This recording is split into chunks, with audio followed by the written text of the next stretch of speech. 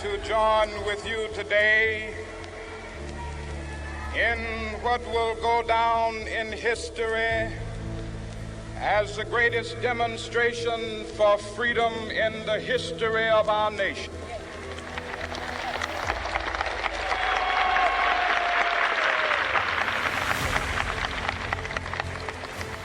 Five score years ago, a great American in whose symbolic shadow we stand today signed the Emancipation Proclamation. This momentous decree came as a great beacon light of hope to millions of Negro slaves who had been seared in the flames of withering injustice. It came as a joyous daybreak to end the long night of their captivity. But 100 years later, the Negro still is not free. 100 years later, the life of the Negro is still sadly crippled by the manacles of segregation and the chains of discrimination. 100 years later, the Negro lives on a lonely island of poverty in the midst of a vast ocean of material prosperity. 100 years later, the Negro is still languished in the corners of American society and finds himself in exile in his own land. And so we've come here today to dramatize a shameful condition. In a sense, we've come to our nation's capital to cash a check.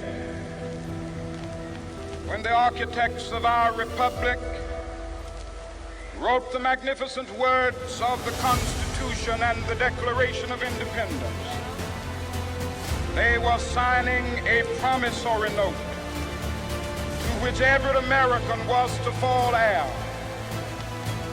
This note was a promise that all men, yes, black men as well as white men, would be guaranteed the unalienable rights of life, liberty, and the pursuit of happiness.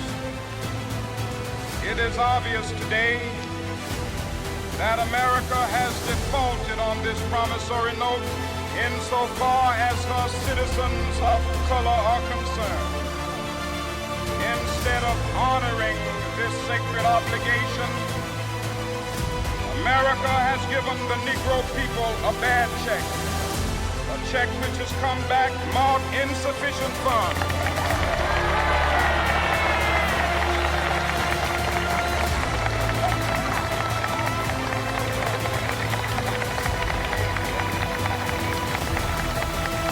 But we refuse to believe that the Bank of Justice is bankrupt. We refuse to believe that there are insufficient funds in the great vaults of opportunity of this nation. And so we've come to cash this check, a check that will give us upon demand the riches of freedom and the security of justice.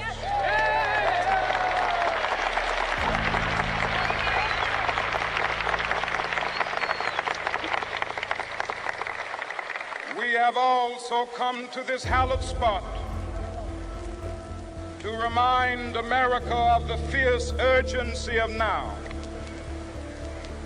This is no time to engage in the luxury of cooling off or to take the tranquilizing drug of gradualism.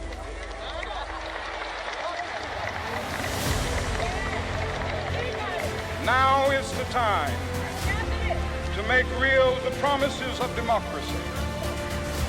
Now is the time to rise from the dark and desolate valley of segregation to the sunlit path of racial justice. Now is the time. to lift our nation from the quicksands of racial injustice to the solid rock of brotherhood. Now is the time to make justice a reality for all of God's children. It would be fatal for the nation to overlook the urgency of the moment. This sweltering summit of the Negro's legitimate discontent will not pass until that is an invigorating autumn of freedom and equality. 1963 is not an end, but a beginning. Those who hope that the Negro needed to blow off steam and will now be content will have a rude awakening if the nation returns to business as usual.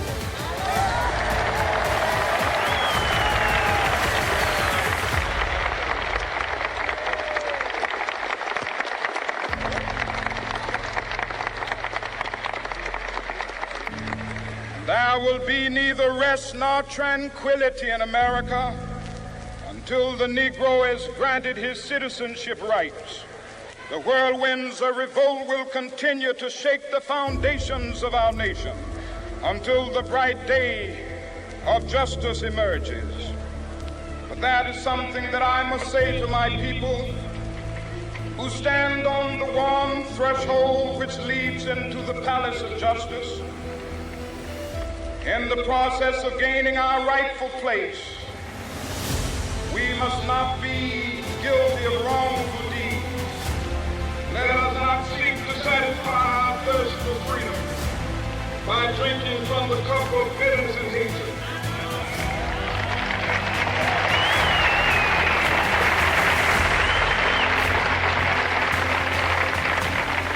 We must fail to conduct our struggle on the high plane of dignity and discipline. We must not allow our creative protests to degenerate into physical violence.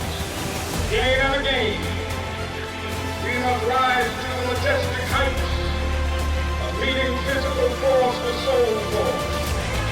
The marvelous new militancy which has engulfed the Negro community must not lead us to a distrust of all white people. For many of our white brothers, as evidenced by their presence here today, have come to realize that their destiny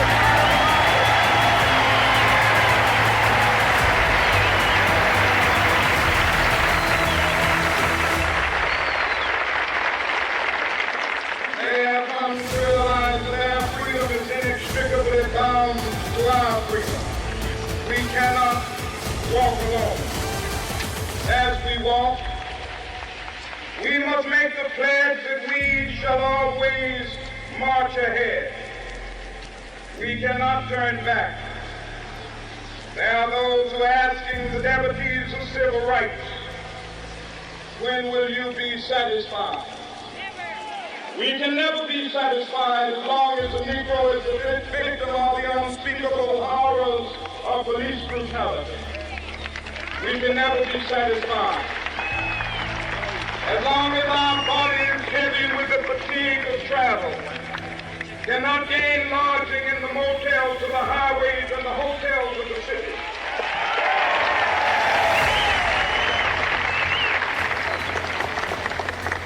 We cannot be satisfied as long as a Negro in Mississippi cannot vote and a Negro in New York believes he has nothing for which to vote.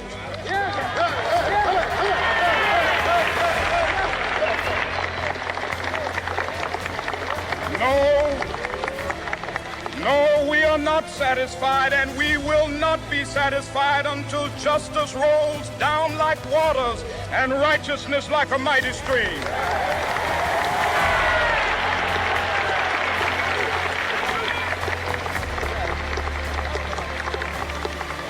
I am not unmindful that some of you have come here out of great trials and tribulation. Some of you have come fresh from narrow jail cells. Some of you have come from areas where your quest for freedom left you battered by the storms of persecution and staggered by the winds of police brutality. You have been the veterans of creative suffering. Continue to work with the faith that unearned suffering is redemptive.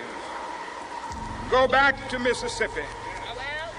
Go back to Alabama. Go back to South Carolina. Go back to Georgia.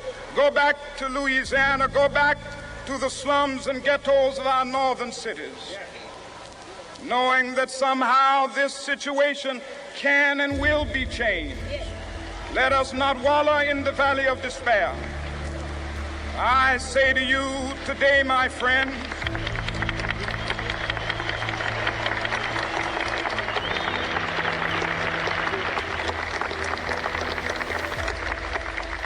so even though we face the difficulties of today and tomorrow, I still have a dream.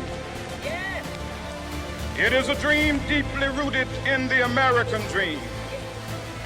I have a dream that one day this nation will rise up and live out the true meaning of its creed. We hold these truths to be self-evident, that all men are created equal.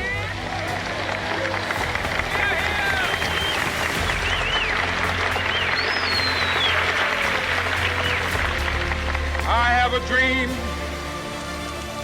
that one day on the red hills of Georgia, the sons of former slaves and the sons of former slave owners will be able to sit down together at the table of brotherhood. I have a dream that one day, even the state of Mississippi, a state sweltering with the heat of injustice, sweltering with the heat of oppression, be transformed into an oasis of freedom and justice. I have a dream that my 4 little children will one day live in a nation where they will not be judged by the color of their skin, but by the content of their character. I have a dream today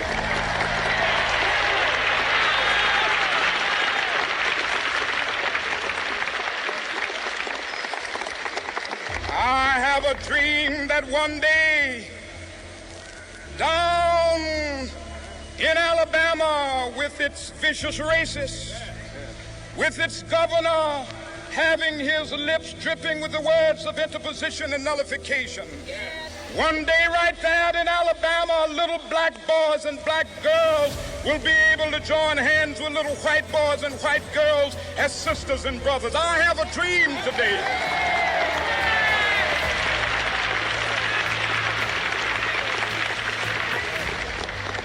I have a dream that one day every valley shall be exalted, and every hill and mountain shall be made low. The rough places will be made plain, and the crooked places will be made straight. And the glory of the Lord shall be revealed, and all flesh shall see it together. This is our hope, and this is the faith that I go back to the South with. With this faith, we will be able to hew out of the mountain of despair a stone of hope. With this faith, we will be able to transform the jangling discords of our nation into a beautiful symphony of brotherhood. With this faith, we will be able to work together, to pray together, to struggle together, to go to jail together, to stand up for freedom together, knowing that we will be free one day. This will be the day. This will be the day when all of God's children will be able to sing with new meaning, "My country, tears of thee. Sweet land of liberty, of thee I sing. Land where my fathers died, land of the pilgrim's pride. From every mountainside, let freedom ring. And if America is to be a great nation, this must become true. So let freedom ring from the prodigious hilltops of New Hampshire. Let freedom ring from the mighty mountains of New York. Let freedom ring from the heightening Alleghanies of Pennsylvania. Let freedom ring from the snow-capped Rockies of Colorado. Let freedom ring from the herbaceous slopes of California. But not only that, let freedom ring from Stone Mountain of Georgia. Let freedom ring from Lookout Mountain of Tennessee. Let freedom ring from every hill and molehill of Mississippi, from every mountainside. Let freedom ring, and when this happens, when we allow freedom ring, when we let it ring from every village and every hamlet, from every state and every city, we will be able to speed up that day when all of God's children, black men and white men, Jews and Gentiles, Protestants and Catholics, will be able to join hands and sing in the words of the old Negro spiritual, free at last, thank God Almighty, we are